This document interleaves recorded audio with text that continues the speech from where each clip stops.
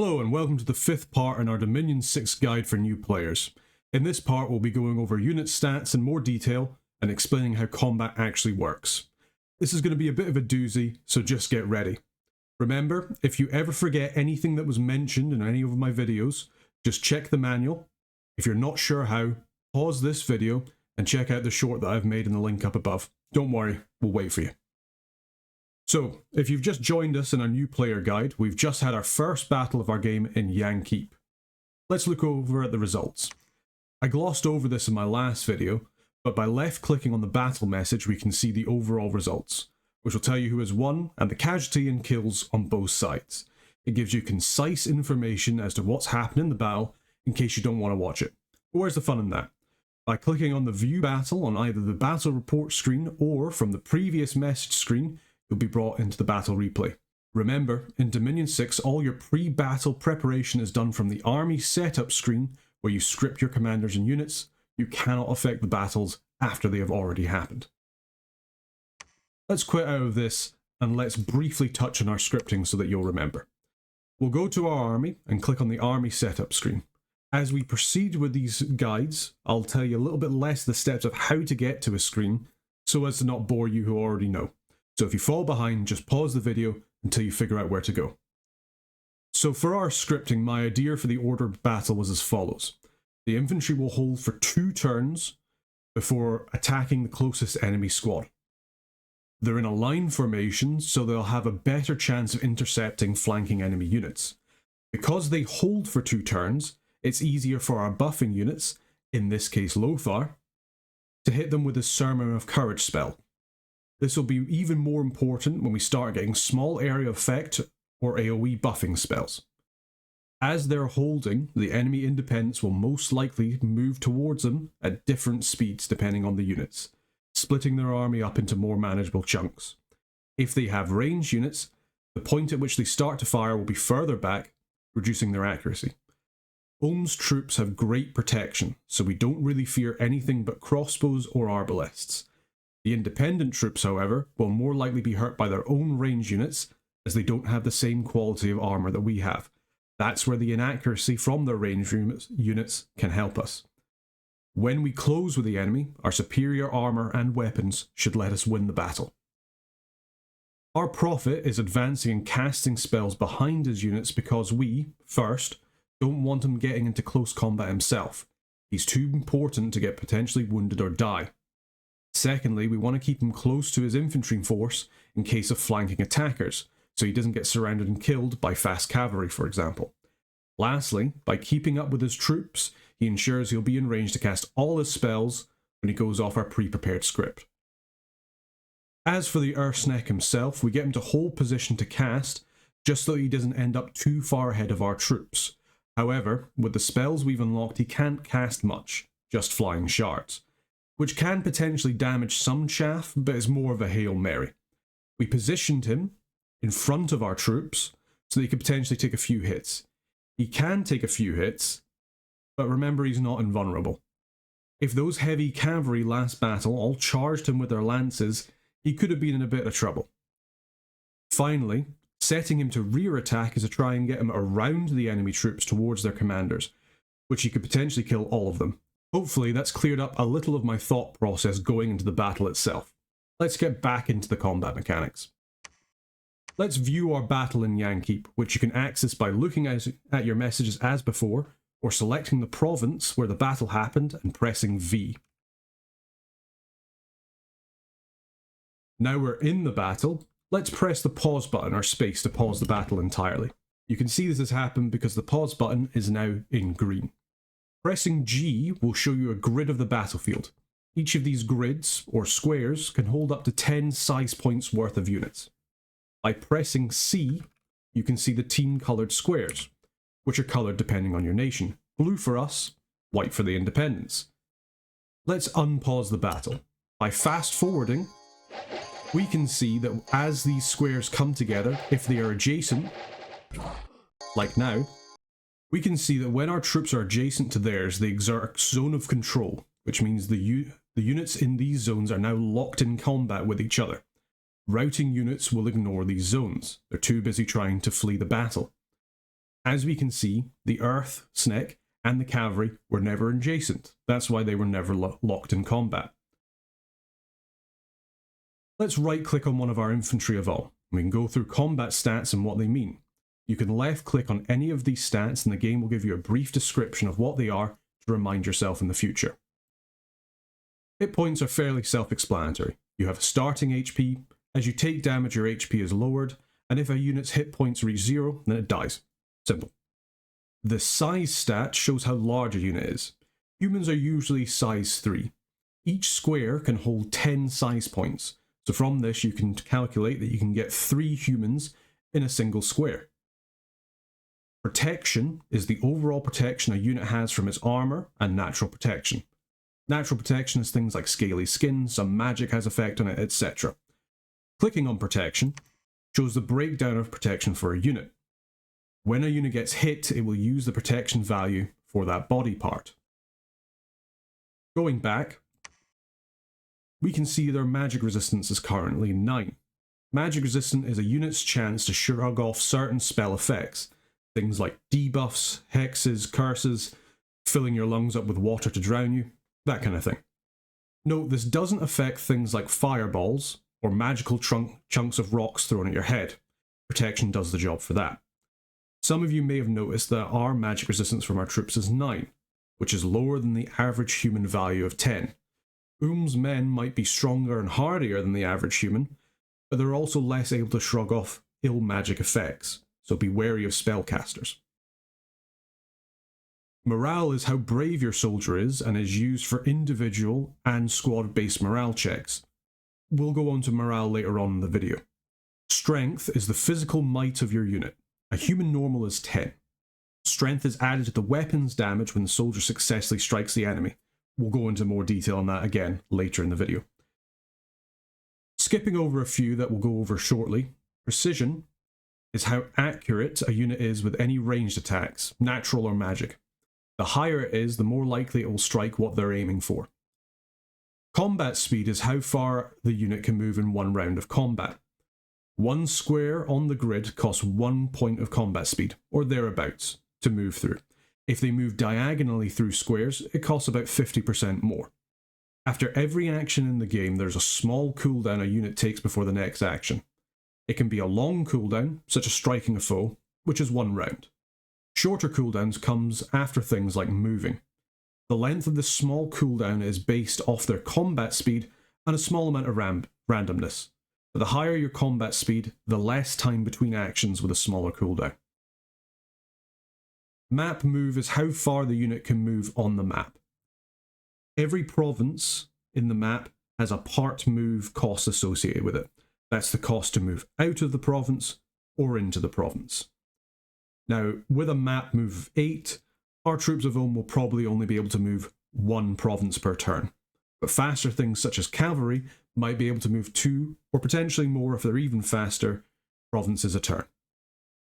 Encumbrance is how much fatigue a unit will gain by attacking. Note that for most armours, the armour encumbrance will double whenever a user is casting a spell while wearing it, so make sure to take that into account. Encumbrance plays into fatigue. Fatigue is a very important stat. Units regain 1 fatigue per round if they are conscious, or 5 per round if they are unconscious. And fatigue is gained by attacking, as we said, under encumbrance, or from some magical effects. As a unit gets closer to 100 fatigue, it will start getting stacking penalties whenever it attacks or defends, which will make it perform worse in combat. At 100 fatigue, the unit will fall unconscious and is unable to attack or defend, making them very easy to hit and kill in combat. At 200 fatigue, any further fatigue gain will do regular hit point damage rather than adding to the fatigue total. Your units can be fully killed by exhaustion in some cases, so be careful. Age is the current age of the unit. If we click on age, we can see that the unit has a maximum age. If, for whatever reason, natural aging or magic, the unit reaches this maximum age, they have a chance of becoming old-aged, which will affect some of their other stats, and every winter there's a chance that they will get diseased, which will eventually kill them unless cured. XP is the amount of XP that a unit has. The more XP they have, the more they'll get these gold stars here, which means effectively they've leveled up. This will give them increases to some statistics, and for commanders can sometimes give them a heroic ability. Let's move on to the attack skill. So the attack skill is a unit's base attack skill level. This and the attack bonus from the unit's weapon, you can see that these two are different, is what's added to the attack roll when making an attack. Defense skill is a unit's ability to dodge attacks in combat. Both weapons and armor can potentially subtract from a unit's defense skill. It is harder to dodge in full plate mail in comparison to your skivvies. Being harassed or taking multiple attacks in a turn will also reduce your defense skill. If a unit is petrified, they will lose all of their defense skill. This modified defense skill is used in a defense roll to see if an attack misses. So I've spoken a little bit about rolls here. What do I mean? Most rolls in Dominion 6 use a DRN, or Dominion's random number. I've made a quick short running through it with my high-tech explanation, which I will put up above if you want to have a look at it. Basically, it's 2d6 with exploding sixes minus 1, all added together. This result is then added to whatever is being checked for at the time. The DRN is to make it so that even the lowliest peasant can sometimes bring down the dragon through luck or divine inspiration from the RNG gods, as all good fantasy stories have. So, let's go through the attack process. This will be quite lengthy, so if you get confused, don't worry. You can find a written explanation of this in the Dominion's manual on page 64. First, the unit will see if there's anything in range to attack. Ranged weapons will pick any square with a target in range of their weapon, and then it will deviate off these steps slightly. We'll go into it after this. Whereas melee weapons will look for units in adjacent squares. If there are none, such as in this example for our Earth Snake, then we skip the attack process. If they are in range, such as for our infantry here, or these knights here, then a square to attack will be chosen. And one unit in that square will be picked for each attack the unit has.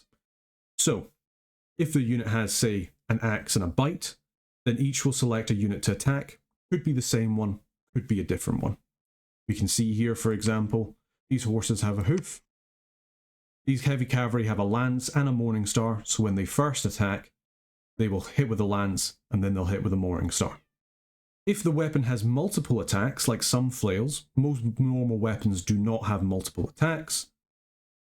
All attacks from this multi-attack weapon will target one unit in a round. If the first attack kills a unit, the remaining attacks from the same weapon are then wasted. Let's move back to the battle screen. After a target has been determined, if there are any early strike back effects, such as awe, they're resolved now. If the attacker is immobilized or if the attack is cancelled, then we stop the attack path here. Otherwise, we check for repel. Repelling happens if the defender has a longer weapon than his attacker. Looking at the infantry of Ulm, our battle axe is length 2. These knights have a lance of length 3, but if we look at the weapon, it cannot be used for repelling and can only be used once each battle. So they have a morning star. When it comes to our units repelling, our men will be able to repel the cavalry's attacks. So the original defender makes an attack roll, and the original attacker makes a defense roll. If the result is a hit, the original attacker must make an individual morale check, using the morale plus a DRN plus their size minus the defender's size. The number he has to beat is the amount the original defender made in his repel attack divided by 2 plus 10 plus a DRN. If the original attacker succeeds his morale check, then he can continue on with his attack process, but the original defender rolls to see if his repelling attack goes through his protection and does damage. If it does, the original attacker takes 1 damage and the attack step continues as normal. If the original attacker fails his morale check, the attack is aborted. This is to simulate being able to put a longer weapon, like a pike or something like that, between yourself and the attacker, potentially wounding them if they try and get you or stopping their attack altogether. After this, we then have strike back effects that happen closer than previously, things like Horror Mark Attacker, Slimer, Fine Shield, etc. We make a check to see if they have an effect, and again, if the attacker is immobilized or the attack stopped, then the attack ends here. Otherwise, we go on to actually rolling the attack and defense roll. Now the attacker rolls an attack roll, which is their modified attack skill from their base attack skill plus weapon modifiers, plus a DRN minus a fatigue penalty. For attacking, the fatigue penalty is a -1 for every 20 fatigue rounded down the attacker has. The defender, meanwhile, which in this case would be our infantry of Ulm, makes a defense roll, which is their modified defense skill, which is their base defense skill, and armor and weapon modifiers, plus a DRN minus a fatigue penalty. For defending, the fatigue penalty is a -1 for every 10 fatigue rounded down the defender has. If the defender has a shield, then the shield parry value is added to the defender's roll. If the attacker's roll is greater than the defender's roll, then the attack hits and we move on to the next stage. If the defender has a shield, however, if the attacker's roll is above their original defender's roll, but not above the defender's roll with the parry shield value, then the hit is a shield hit. If the roll is less than the defender's roll, then there's a miss and the attack completely stops here. If the attack hits, then the hit location is found. By default, there's a 50% chance of hitting the torso, 20% for the arms, 20% for the legs, and 10% for the head. Size does come into play here. In order to hit the head, the attacker's size and weapon's length must be equal to the target size for humanoids. To hit the torso, it's the target size -1, and to hit the arms, it's their size -2. If you cannot hit any other body part, the attacks will hit the leg of the creature. Non-humanoids, such as animals or dragons, have less requirements to hit places other than the legs, due to their lower down stature. Some creatures are missing hit locations, such as dragons not having arms, so they cannot be hit. If the creature has no hit locations, like a gelatinous cube for example, then they will only be hit in the torso. If a larger unit attacks a unit 2 sizes smaller than it, then it has a 20% chance to hit the head and a 10% chance to hit the leg. Let's say we're attacking a mounted unit, such as a cavalry unit or a chariot, like these knights for example. You will either hit the mount or the rider. Now if it's a ranged attack coming in, it has 50% chance of hitting the mount. Melee attacks will hit the mount depending on either the size difference between the mount and its rider, or the difference between the mount size and the size and reach of the attacker. If the size difference between the rider and its mount is 3, chance of hitting the mount is 25%, difference of 4 is 50, and difference of 5 is 75%. Otherwise, if the mount size is too larger than the size and reach of the weapon being used, the mount is hit. If this isn't the case, the chance of targeting the mount is 30% plus 10% times the mount size minus 10% times the reach of the weapon, and this chance cannot be lower than 10%. Once whose hit has been determined, the hit location is calculated, as I previously explained. Let's have a look at the logs. Now we know where the attack hits, we roll to see if the attack's damage beats the target's protection.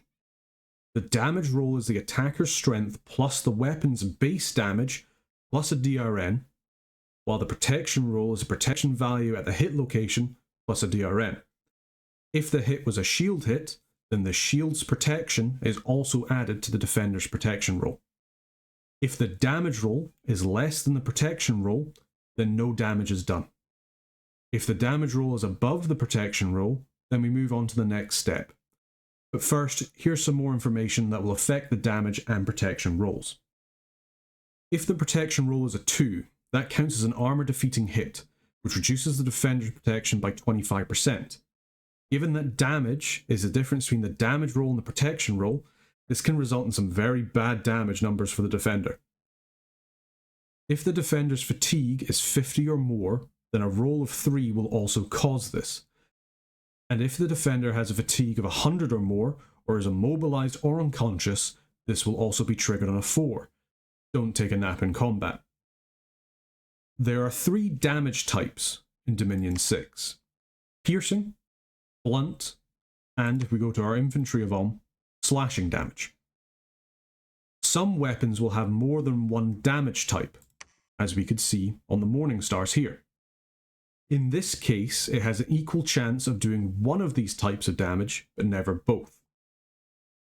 Piercing damage reduces protection by 15% prior to the protection roll. Blunt weapons do 25% more damage when scoring head hits before the protection roll reduces the damage, and also do 25% more damage to shields.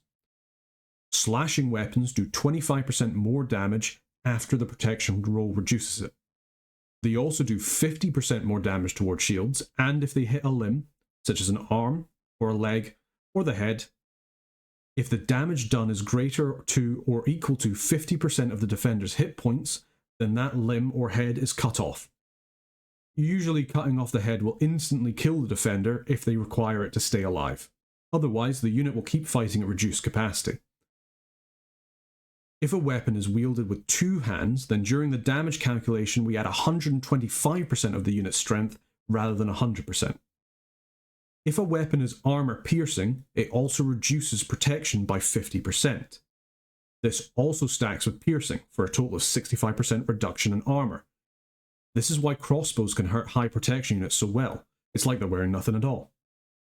Additionally, if an attack is armor negating, or AN, then the protection value of the defender's armor will not be added to the protection roll, which is very dangerous. Now, if you're in combat and there was a shield hit, there is a chance that the shield will be broken or damaged. A shield has a resistance value based on its protection value, and if it is magical, it gets an additional +5 to that. The attack has a break value, which is the damage of the attack before protection is added. Slashing attacks add 50% to the damage before calculating the break value. Blunt add 25%.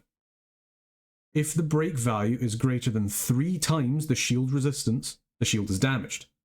If it's greater than or equal to 5 times the shield resistance, then the shield is broken.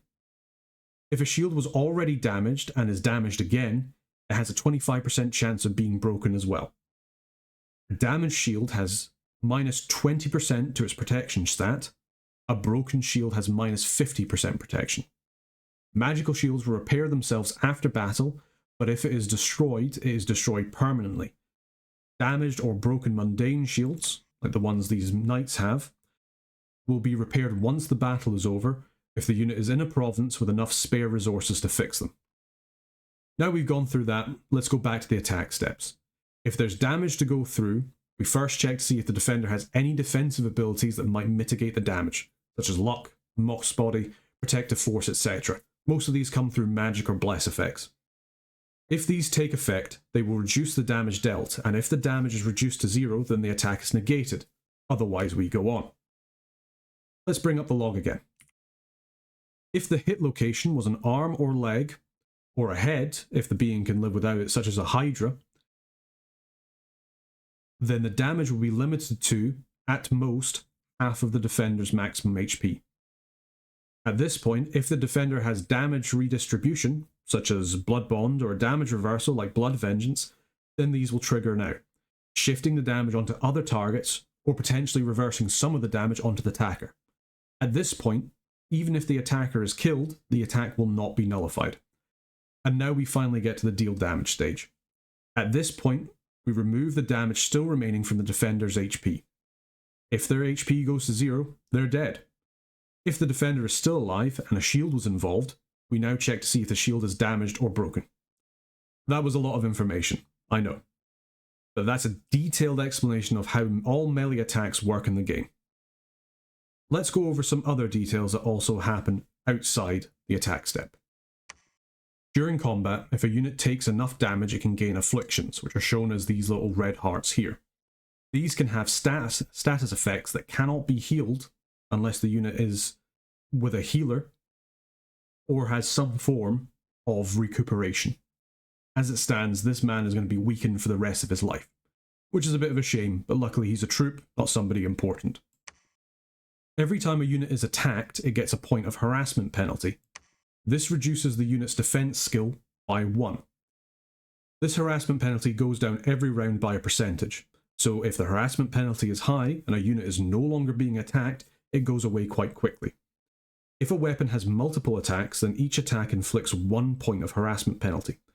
If the defender is mounted, then only the one who was attacked out of the rider or the mount will receive the harassment penalty, not the other one. Only direct melee attacks result in a harassment penalty. Ranged and AoE attacks do not cause harassment. This means a lot of little attacks will eventually manage to break through the defences of even a most skilled warrior. If a rider's mount is killed in battle, then they will take a DRN where the number of dice rolled is equal to the size difference between the mount and the rider. The damage received will be armor negating damage, so armor will not be able to protect you from it. Falling off a chariot, however, deals no damage. Ranged attacks will only be made if there is an enemy unit within range of the unit firing the missile. We can see 3 ranged attacks coming here, coming from the horse archers at the back, over here. They are currently in range of our troops of Ulm. Once a missile is fired, a check will be made to see if the range from the attacker to the target is greater than half of the attacker's precision minus 2. If this is the case, then the missile will deviate from the target in a random direction equal to 1.25 divided by the attacker's precision multiplied by the range. When the missile lands, if there are any units in the square it lands, friends or foe, it sees which one of them it targets. If there's nothing in the square, then the missile has missed, and we stop the attack sequence here. To determine who in the square is targeted, the units in the square have their sizes compared. If everything is of equal size, then they all have an equal chance to be targeted. If there's a giant in the square, which is size 6, and a human of size 3 in a square, both together, then the giant will be targeted 2 out of 3 times by the ranged attack, whereas the human will only be targeted 1 out of 3 times. To see if the missile hits, the attacker takes the size points in the square divided by 2, then adds a DRN to that. If they're using a magic weapon, such as a magical bow, then an additional +2 is added. The defender rolls a DRN minus their fatigue penalty to avoid being hit. If the defender has a shield, the shield parry value times 2 is then also added to the defender's roll. If the attacker's roll is greater than the defender's roll, then we move on to hit location and damage versus protection rolls, as we did with melee attacks. If the attacker's roll is less than the defender's roll, then we stop the attack here. If a unit takes a specific type of damage, such as fire damage, then if they have that resistance, then they add that to their protection roll against the damage. If they have a negative resistance to it, however, that is taken away from the protection roll. Let's go forward a bit into the battle. Here we can see our troops coming up, you can see several things retreating. We're going to wait for a unit to start retreating. There we go. Excellent. Moving on to morale. Every squad in the game has a morale level, which is the average of all the morale ratings of each of the members in that squad. So if you had, say, for example, 3 of these crappy militia with 8 morale, with 1 of these knights who have 11 morale, then the militia will bring down the average morale of the squad closer to 8, probably about 9. I can't do quick maths. Note that for repelling attacks, you use the individual unit's morale. For most other things, you use the squad's morale. You can get bonuses to morale. Sacreds, for example, when blessed, get +1 morale. Fighting in your home province, the province from which that unit was recruited, gives +1 morale. Fighting in friendly dominion gives you another +1.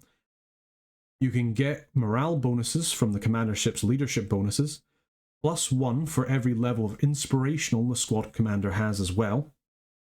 Note these can be negative. And you also get a bonus from standard bearers, if any, in the squad. Magical benefits to morale will last the whole battle, whereas spells or fear effects that reduce morale will improve at a rate of around about 1 per 2 turns. During combat, squads will have their units wounded and killed, and will have to make morale checks versus routing. They will check if they will rout if one of the following conditions happen. They've suffered heavy losses since the last morale check, and its overall casualties are over 20%. We'll go over what heavy losses mean specifically in a little bit. If the squad has less than 5 units left, and 1 has taken damage, if the squad is near a unit causing fear, or has been subjected to a spell causing fear, or if the army has taken 50% or more of its total hit point value in casualties. If one or more of these are true, the squad will take a morale check. The morale check is comprised of a morale roll, which is the squad's morale plus a DRN plus a survivor bonus from 0 to 5, depending on how many of the squad's members are still alive. The less that are alive, the smaller the bonus. An intact squad will start at a 5 survivor bonus. This will go down as they take more casualties. This is then compared to a fear or rout roll, which is 14 plus a DRN. If the morale roll is less than the rout roll, then the unit will start to rout, as we can see with these heavy cavalry. Heavy losses is when 1 in every 2 members of a squad is wounded, in this case being under 80% hit points. So if half or more of a squad has taken enough damage to be under 80%, the squad will have to start making morale checks against routing. All squads in an army will automatically rout, so long as they're not mindless, if an army has taken 75% of its total hit point value in casualties during a battle. For this calculation, only 25% of a mount and province defense and 50% of a slave's HP is taken into account. They're expected to die and run away, so the main army doesn't really care if that happens. While routing, like these cavalry, we can see that they currently have a -4 to its defense skill. So if something catches them, they're more likely to get hit. Routing units will try and run away towards their map edge in order to escape. So these knights, for example, will try and run all the way over to their map edge here to escape. If the routing unit is taking damage over time when they escaped, they will continue to take that damage off the battlefield until it either no longer affects them or they die. In this case, it's assumed that they died of their wounds before they were able to find medical help. This is not the case for this battle. If there are mindless units on the field, they will not rout as normal. If there's no commanders able to lead them because they've either been killed or fled the battle, then mindless units will become immobile and have a 33% chance of dissolving each battle round. They will literally dissolve into nothing.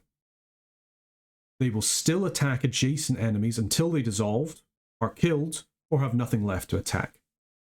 Let's go over to the Arsneg. And let's fast forward time a little bit more. Now we can see that he is surrounded by troops here. We're going to fast forward a little bit more until we start seeing some of the effects. There we go. Okay, so when under fear effects, the squad has to make morale checks against routing every round.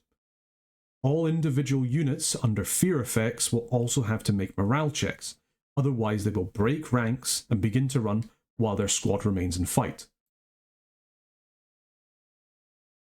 All individual units under fear effects will also have to make morale checks, otherwise they will break ranks and begin to run while their squad remains in fights. The basic fear check is a morale roll, as previously mentioned, which must be a check of 10. Note this will only happen from magical fear. Normally the squad would stay together and fight or flee together. The effects of fear can be seen on the unit's cards, such as Arsneg. Let's bring him up. As we can see here, he has a fear of +5. Base fear range, which is fear +0, is 6 squares. Because he has fear +5, this range is increased by 5 to 11 squares. Additionally, for every 5 fear value, the number to beat them in the morale check phase is increased by 1. He's a pretty scary snake. We can see here that having a fear range of 11 is quite far in terms of the battlefield grid. He's going to scare a lot of things when he's nearby. Okay, that was a whole boatload of information I've given you in this episode, and it's already gotten pretty long. So we're going to stop here for today. Hopefully I've given you a good understanding of how combat actually works within the game, and made it so that you actually understand what each unit's statistics actually mean. Next episode I'll discuss what my current game plan is and go into more depth the strategic decisions that we can make on the world map. Until then, take care.